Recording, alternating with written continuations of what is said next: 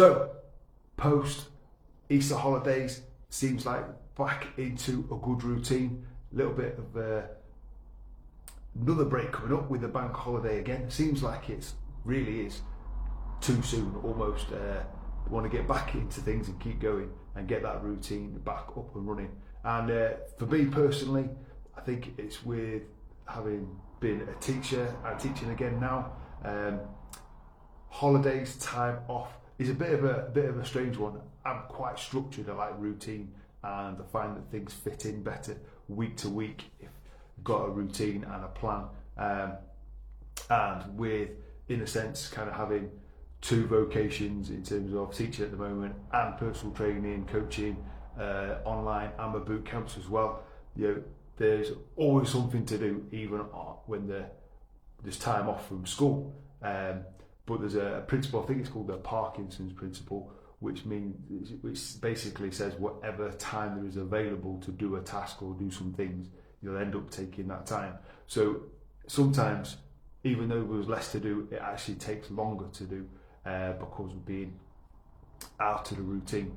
And that's why I'm a big believer in kind of planning, also keeping some level of flexibility, particularly in the holidays when the kids aren't doing schoolwork. There's a bit more free time. I've had visitors as well. But having a good structure in place when it's needed, particularly when I'm really busy, is really, really necessary. Now, sometimes that has to be flexible, and in the past, that's been quite stressful if not been able to do things.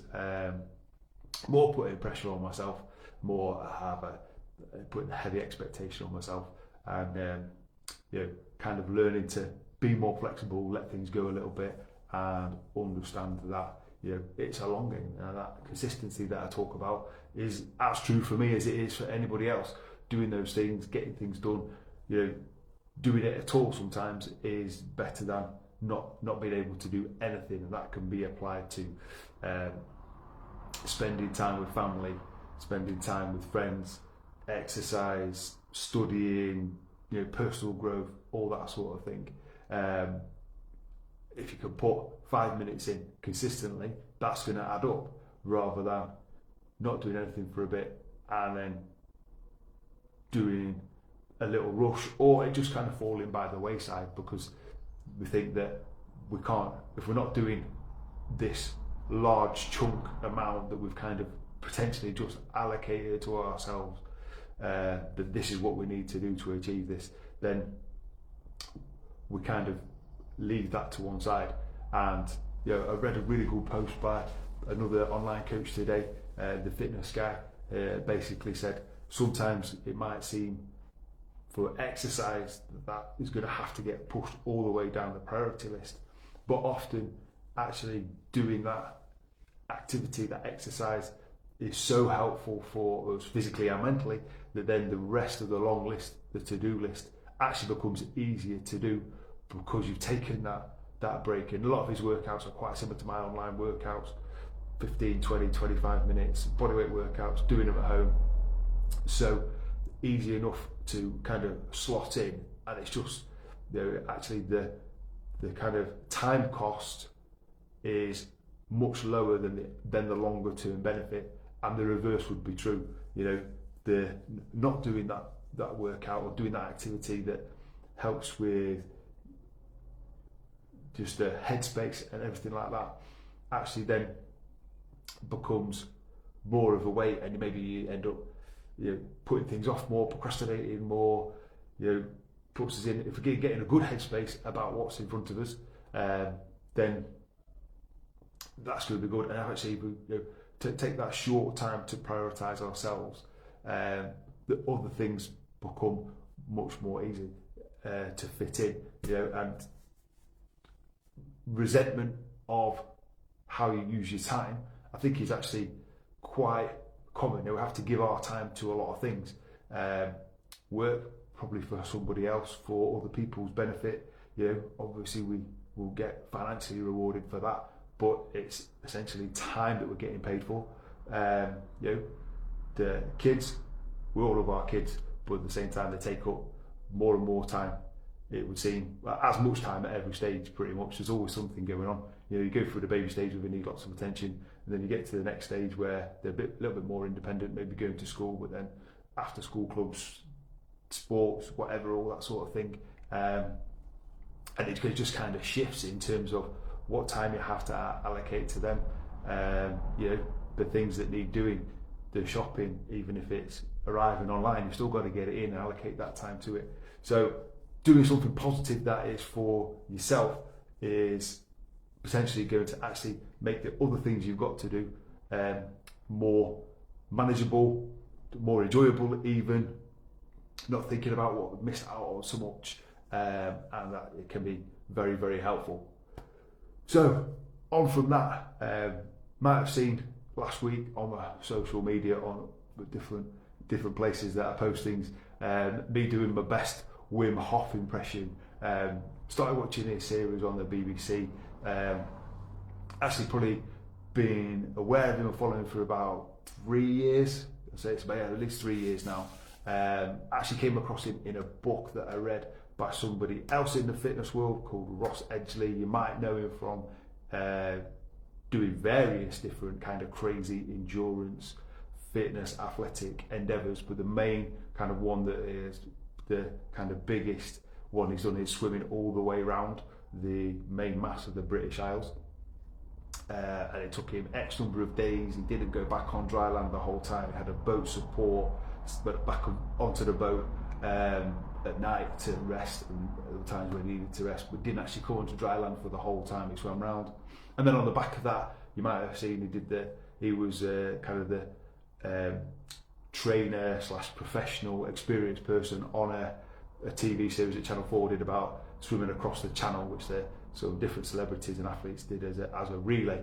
And when I say athletes, I mean kind of like complete non-swimmers like Linford Christie, other people like that wouldn't have been athletes but not on with any kind of swimming background or experience as such. So he wrote a book, his first book that he published, about different training and different aspects of physical improvement, and one of his chapters was looking at going to see Wim Hof. He's from Holland, spending some time with him, and kind of learning about the cold therapy, for want of a better word, cold techniques that he uses, building up time in cold showers, building up time in ice baths, things like that.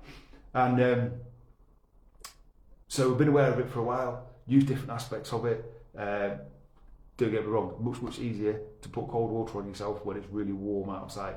But there's benefits to it for your immune system, your cardiovascular system, and another one that really I want to talk about for this is that doing that kind of one hard thing consistently can open up other possibilities, or actually advance our thinking towards other harder activities. Often talked about with other people who are really into their fitness and their training, that pushing through the mentality that you need to build up for training hard and pushing yourself can be then transferred into other areas. And there's an element of that, and I would also say there's probably, for me, a little level of justification of prioritising workouts. So if I prioritise this and I'm pushing myself, then I'm actually building myself, building my mindset as much as I'm building myself physically or maintaining myself physically. And it's kind of bandied about. I don't necessarily know if that is true for me. It might be more of a kind of subconscious improvement. I've been competitive since I was really young, done competitive sport, from a really young age, always wanted to really do well at whatever I was kind of turning my hand to, and there's been a range of things, from horse riding to swimming and running, playing rugby, all those sorts of things. And so maybe for me actually it's more a subconscious thing, because it's not something I've started later in life and then had to kind of develop the mindset towards pushing yourself, because it can become uncomfortable in the sense of when you are working really, really hard, when you're pushing yourself with physical activity, you do have to push through, tell yourself to keep going. And if you're fairly new to it, that might well be something that you are developing more consciously. I think probably for me it just kind of happened much earlier, in the sense of I was always taught, always encouraged. Ponies, horses aren't an easy thing to be involved with. They are unpredictable at times, and as long as obviously we weren't injured, it was always a case of if something had gone wrong, fallen off, whatever, of getting back on and rebuilding that confidence straight away. Similar sort of thing with rugby. Bizarrely, not bizarrely, but it's fair, I would say more common than I'm giving it credit for here, is the physical reality of playing rugby in my teenage years was I kind of grew up until the age of 11 or 12, matured fairly quickly, and then everybody else grew after that. So I felt physically fairly small, and for whatever reason it made me a little bit stand off physically, and I had to really develop in that as well. And teenage boys, coaches and things as well, it was a little bit of a kind of bantery thing of just trying to get that encouragement going and developing a mindset of actually if you've got good technique, although it is a physical sport, you will be all right. That's true. I've never had any sort of major injury from rugby at all. Bumps, bruises, but never anything major. So they were right, and actually probably hanging back, standing off, not being 100% committed in that sort of situation. Same with combat sports and techniques. The kids did judo. Whenever they weren't fully committed, that was when something was more likely to go wrong. So developing that mindset is a big thing. And I'm not saying at all that using the cold, the Wim Hof type stuff is necessarily the way for everyone to go, although there is definitely physical, immune, cardiovascular benefits to it. Even just going for 10 seconds cold shower and building that up to 30 seconds.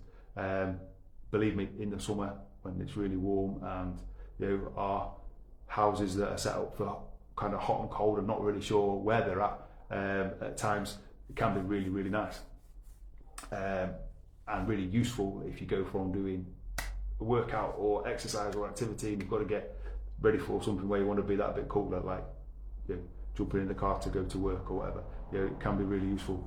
That's not necessarily the method to go, but it's something to have in mind in terms of developing yourself and looking at exercise and training, making that small progress. Probably all seen the kind of diagram, I've used it before, of the comfort zone circle, and then this is where the change happens, which is outside that comfort zone. And that doesn't need to be a place it in all the time. As humans, physiologically, we are designed for comfort, that homeostasis. Homeostasis means everything in balance, and if we have exercise, activity, all those things, and we're keeping ourselves healthy, we're probably at a good place of homeostasis. Sometimes we need to do some things to change the point of homeostasis, so that our kind of balanced, set point, middle ground type of place is a good place to be. So there might be some work to do to get there, and then that's okay. We're maintaining what we've got. If we want to carry on and change and develop in whatever area, there's going to be some hard stuff to do. So could be public speaking or speaking in front of a group of people, you get given some responsibility, and that means that you have to impart training or whatever to two people, one person, but that could be getting outside of a comfort zone to speak like that, speak with kind of knowledge and authority to one person, a small group, bigger group. You know, for me, teaching, always been fairly comfortable speaking in front of people, but every new academic year with a new class or a new set of classes, it's always going to be a level of discomfort, apprehension towards how I'm going to interact, be received by this new group of people. And that can build up a little bit, even in like a 2-week break that I've just had. Going back, how's it going to be? How are the young people going to come back? Are they going to be up for being back at school, or would they have liked a longer break? You know, and there's always that kind of area of apprehension, area of discomfort. Now that can be, as we're talking about there, more in terms of thought process and mindset, or it could be something physical in the sense of, to make progress, there's going to have to be that little bit of push outside the comfort zone to change the point of homeostasis, change that point of balance in the body and progress it in the right direction that you want it to go. Now that could look like, within a workout, aiming to use a heavier weight for 1-2 exercises for one set, just progress it. I'm just going to push it that little bit more now, see if I can do that bit of extra weight or these few extra reps. Or it could be within a kind of cardiovascular activity. Say you've got a route that you walk or that you run, and you do that one fairly regularly, so you've got maybe some data through your watch or your phone or whatever. You can say, actually last time I did it, it was 18 minutes. I'm going to try and aim to do it in 17:20. Just picking up that pace, that's that progression, that's that little push forward, that's just getting outside of the comfort zone that change happens from. So it's seeing, as I talked about before, exercise, activity as a stimulus, and that stimulates the change to go on.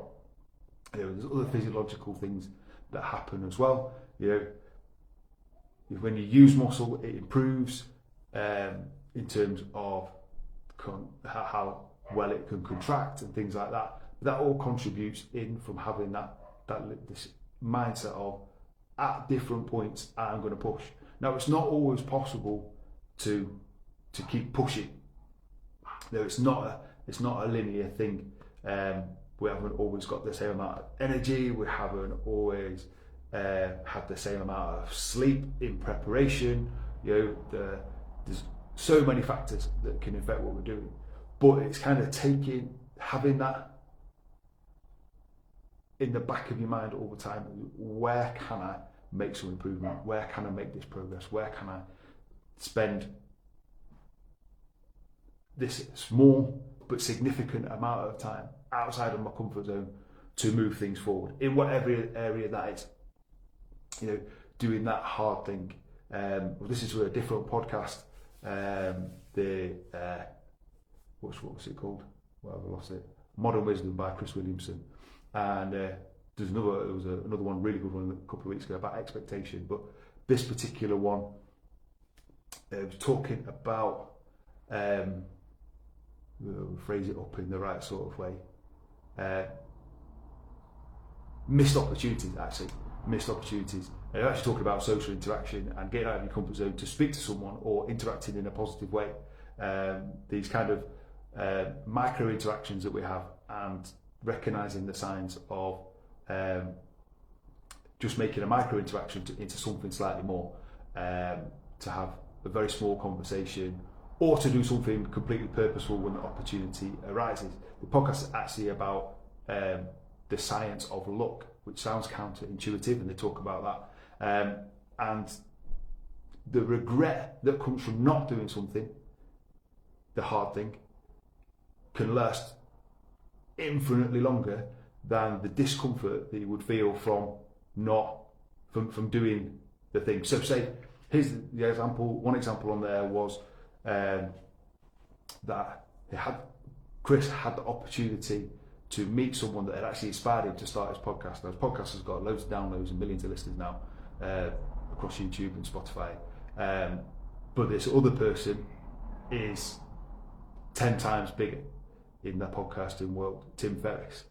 And Chris Williamson started his podcast after listening to a Tim Ferriss podcast, and had the opportunity to meet him, and he said, I didn't walk 10-15 metres across a room to where Tim Ferriss was already interacting with someone else that is a good friend of his, as in Chris's, so it would have been an easy introduction.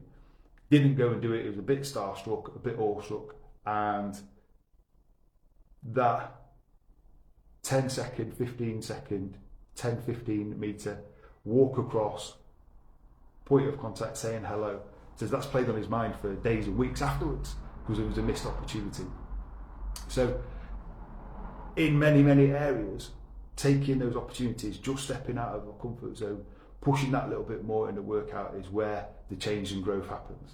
And it, probably heard this in many different ways before, but this is just really now an encouragement to keep going and take those opportunities when they come. And the example of Wim Hof and his cold therapy and things like that is doing that hard thing will have that benefit. And as I say, it doesn't have to be a cold shower, but if that builds up the confidence that I can do this hard thing over here, which is almost unrelated to something else over here, then it might be worth looking at. If there's a number of things that seem too hard and seem that they are so far out of your comfort zone that you would never do them, doing something that maybe is tangible, difficult, but controllable, like turning the hot tap in the shower down that little bit colder. You don't have to go from hot to cold. They did it on the TV show, it's pretty. Turn it down nice and slow, take yourself down, take yourself that little bit further over a few days, showers, whatever it looks like. Then that's potentially going to build up and bank credit of actually when this other tough thing that requires me to get out of my comfort zone comes up. Do you know what? I've done this other thing over here, now I can do this thing here. And that, it might not work for everyone. It might be that the things are so different that it's not something that does transfer, but maybe it does. So that might come from exercise, activity, pushing through, keeping that consistency, doing that workout when you don't really feel like it because you've had a really long day and you've had the kids getting to school, you've had work, you've had picking the kids up, you've had after school clubs, you've had getting to football training, rugby training, whatever it is, and the last thing you want to do is something physical now, but you do it anyway. That is stepping out of your comfort zone. The progress you might make at a point at once a week, once every 2 weeks in a workout and pushing yourself that little bit more, that's getting outside your comfort zone, and that might be building up the credit that you need to go into another area, being more confident in something else, because you've built up that confidence credit elsewhere. So just some thoughts there. If you are looking for any more ideas, getting outside your comfort zone, you can go big sometimes, sign up for a crazy event.